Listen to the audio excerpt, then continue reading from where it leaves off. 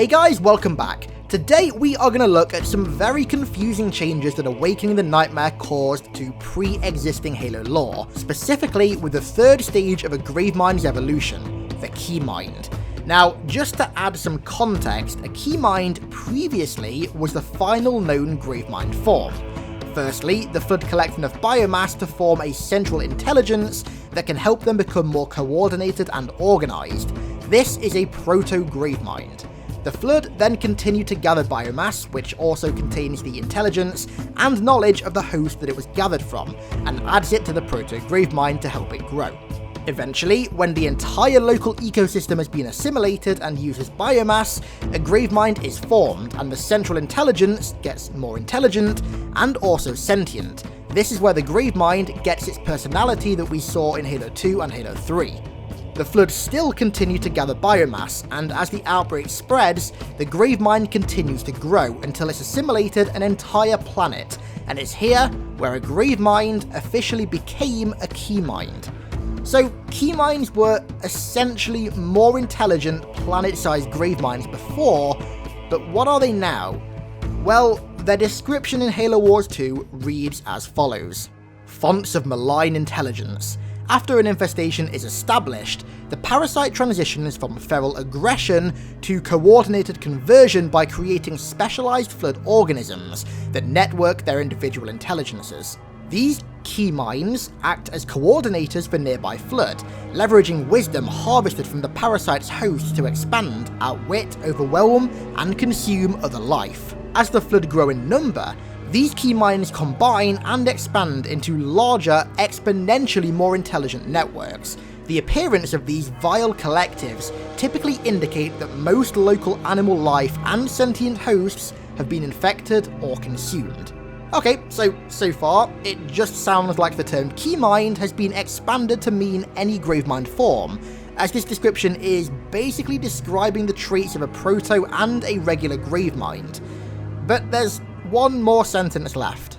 Once a critical mass of Keyminds have combined, the Flood's centralized intelligence can begin to emerge in their seething mass of corrupted flesh.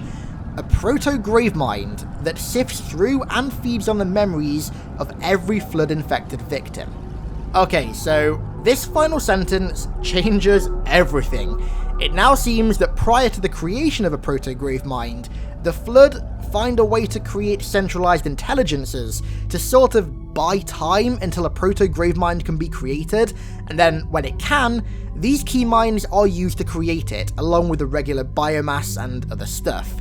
Now, I'd assume that these intelligences offer nowhere near the coordination or knowledge as a regular Proto-Gravemind does, and that they're literally just used to keep the Flood outbreak alive and kicking until a Proto-Gravemind can actually begin development. However, this seems like a retcon, and like I said at the start, it isn't, and here's why.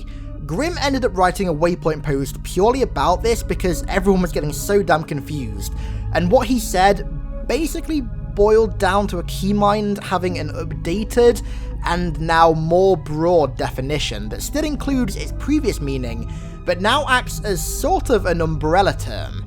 The definition is that basically, Keyminds are Flood intelligences that coordinate outbreaks and include Proto-Graveminds, Graveminds, and the original Keyminds, and also other intelligence forms like specialized Keyminds, possibly meant to act as mobile command forms to order around local Flood outbreaks. Now, I'm assuming this includes the Abomination and Juggernaut, given that their special leadership abilities do exactly this.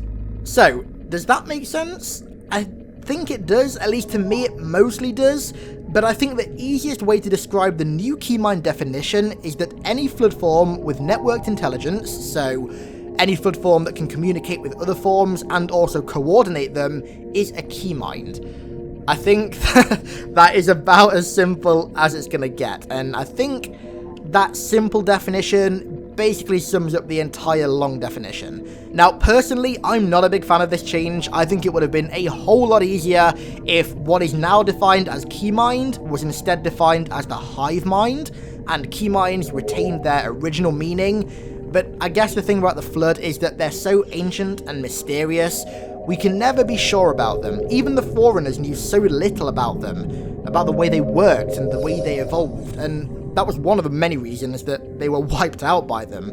And considering most of our knowledge on the Flood is sourced from Forerunner knowledge, I think we can assume that nothing is 100% concrete. That said, it doesn't mean that already legitimate definitions have to change, and I really hope that what happened to Keyminds doesn't happen to anything else. A lot of Flood lore is still really confusing. That's one of the reasons that I make all of these videos and try and explain them in more simple terms. Just please don't make it any more confusing than it needs to be. Also, I'm still going to call planet-sized Graveminds Keyminds. I'm sorry, it's just so ingrained into my Flood knowledge now that I don't see it changing. And technically, it's still the correct term, so yay, I guess. Anyways, that's all for today, guys. I really hope this video managed to simplify the changes as much as possible and help you understand this new terminology. Let me know in the comments if it did.